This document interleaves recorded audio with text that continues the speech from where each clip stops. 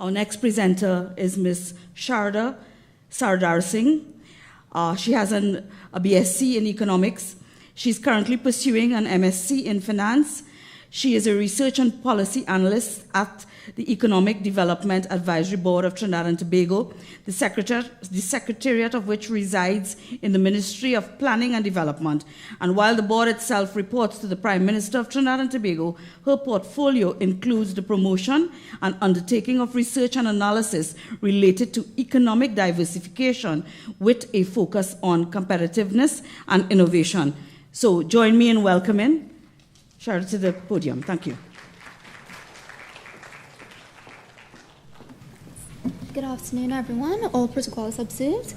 This afternoon, I'll be speaking briefly on the impacts of an inefficient public service on competitiveness in Trinidad and Tobago. So this is basically just an outline of what we'll be looking at this afternoon. So the first question that we need to ask ourselves is, why is an efficient public service important in the first place? And the answer to that is that because the public service generally is essential in the facilitation of economic growth and development and in the promotion of social cohesion. And specifically in the case of Trinidad and Tobago, the state is the largest employer responsible for providing services that enhance the lives of citizens, business and investment facilitation, and for formulating policy to drive national development. However, it has consistently been stated that the public service in TNT is not as efficient or effective as it could and should be. Misaligned policies and a lack of coordination among public service entities results in duplication of work, misallocation and wastage of resources, and adversely affects the private sector and productivity. So we have several metrics that point to this. Today, we will be looking at three, and I'll just be running through these very briefly. So the three that I'll be looking at are the Global Competitiveness Report and the World Bank's World Governance Indicators and Ease of Doing Business. So basically, the areas that these highlight in terms of where we perform poorly are weak institutions and inefficient goods markets and inefficient labor markets and low innovation capacity and performance. On the most problematic factors for doing business, a poor work ethic in the national labor force, corruption, inefficient government bureaucracy, and crime and theft and access to financing are identified as being the most problematic. And then the final two just really highlights the case of corruption and the ease of doing business, in that it's not that easy to do business in Trinidad and Tobago. So next, we'll look at the history of the public service. So prior to independence, the service commissions were established in the British colonies to advise the governor on the selection and appointment of candidates and to handle the administrative functions of the colonies. Therefore, as a former British colony, the core features of TNT's public service were modeled after those of the British civil service, which will focus primarily on regulatory and administrative functions rather than promoting growth and development. However, unlike other countries in the region, our service commissions were enshrined in the Constitution in an attempt to solidify the relationship between the political and administrative directorate.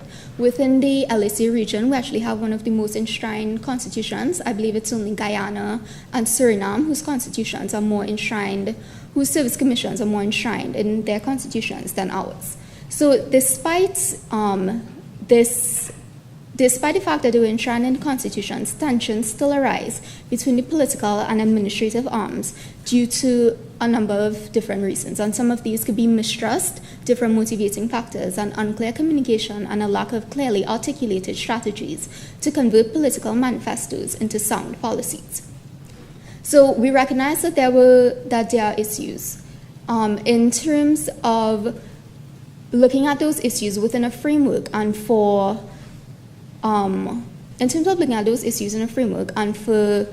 coming up with solutions, we use the McKinsey 7S framework, which is a framework used to gauge organizational effectiveness. And we chose to use this framework due to the principles that can be extracted for application to specific public sector organizations, and more importantly, because of the wider principle that can be applied to a complex network of organizations like our public sector, because our public sector is not just one entity, it's comprised of a myriad of different organizations. So this framework encompasses 7 S's, and all of these areas possess challenges and scope for improvement within our public service.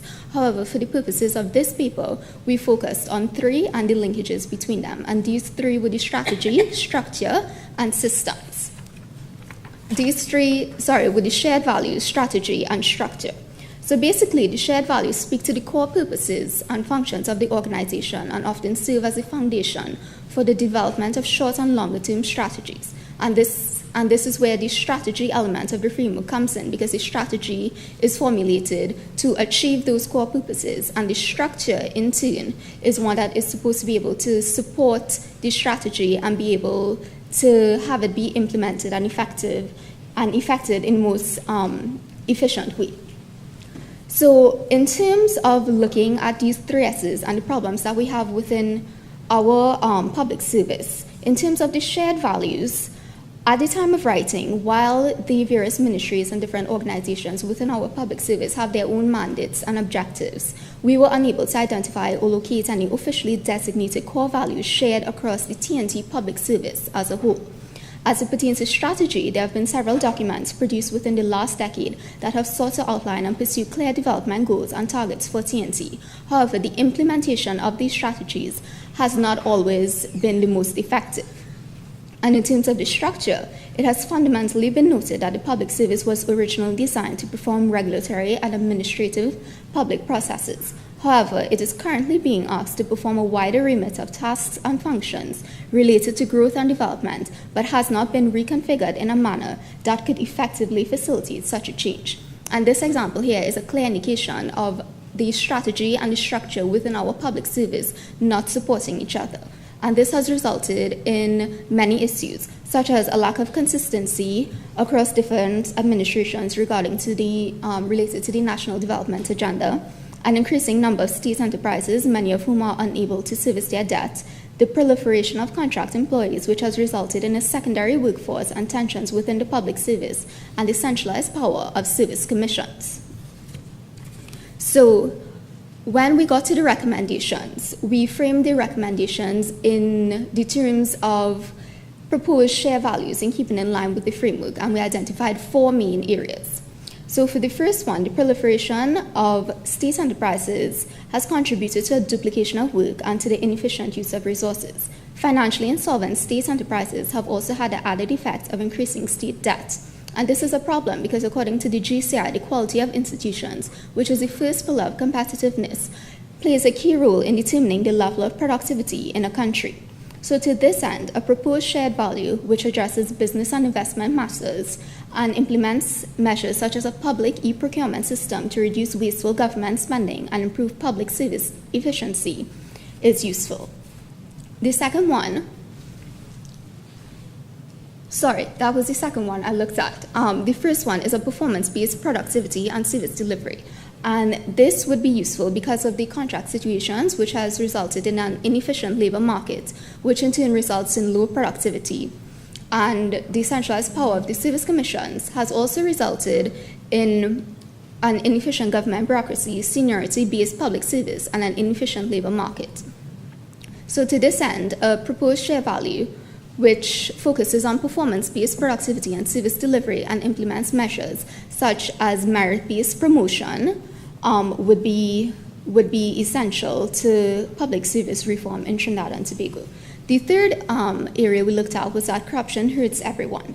Issues related to low levels of public trust and slow and inefficient government bureaucracy impede economic growth and limit the intended benefits of any measures. Low levels of trust in government hinders genuine public support for development plans and strategies.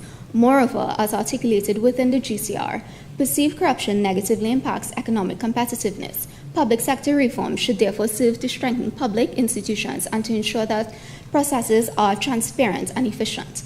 And the final area we looked at was non-partisan planning, because if reform is to occur in a sustainable manner, it must be non-partisan. Public sector reform should be set within the context of a strategic plan that is agreed to by all political parties with the understanding that its implementation will continue regardless of the outcome of national elections. So I believe my time is up, or close to being up, so I apologize for the brevity of the presentation, but I will, of course, entertain any questions, and the full details of all of this is available in the paper. Thank you.